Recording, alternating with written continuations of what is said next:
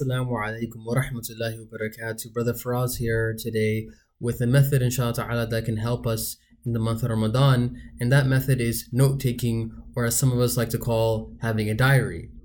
The reason why this is important is because when we as believers try to connect with the Prophet sallallahu alaihi wasallam or the companions radiallahu anhum, the way we have access to them and make that human connection with them is through the writings of scholars. That when we hear of a story of the Prophet ﷺ where he lost a child and he tells us to be patient, we can understand that this man is feeling a lot of pain, yet in that instance, he's telling us to be patient so we can now have a connection. Or if we have certain personalities that are similar or akin to another companion, we can maybe understand lessons through their lives.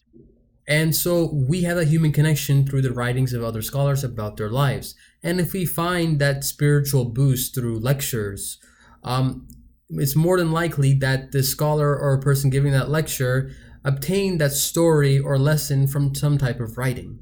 So at the end, having access to writing is so important for us to maintain human connections. As Imam Dhahabi mentions, قيل لابن مبارك إذا أنت صليت لما لا تجلس معنا قال أجلس مع الصحابة والتابعين أنظر في كتبهم وآثارهم فما أصنع معكم أنتم تغتابون الناس.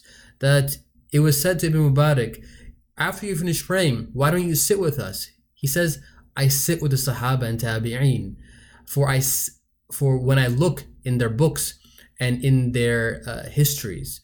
And what am I supposed to do with all of you? All you do is backbite people and talk badly about them. So here we see Ibn Mubarak, rahimullah, is somebody who is telling us that you can have that human connection through the works of the companions, the tabi'een, and of the ahadith of the Prophet sallallahu alaihi wasallam. So what benefits do we get from looking to the writings and reading? It's number one, that we gain clarity. We learn something new. Or number two, it's that maybe some of our preconceived notions are corrected.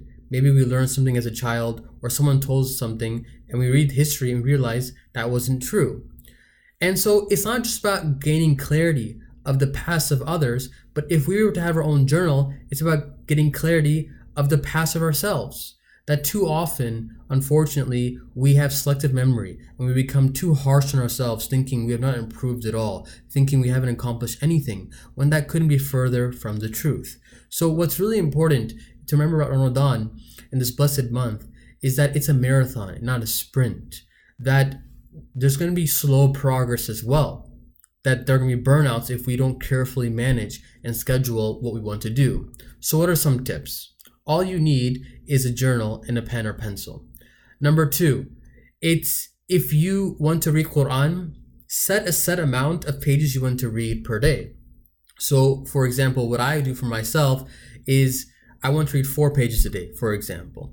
What I'll do is I'll cut that in half. I'll do 2 pages a day because I know for sure I can do that for the first 20 days.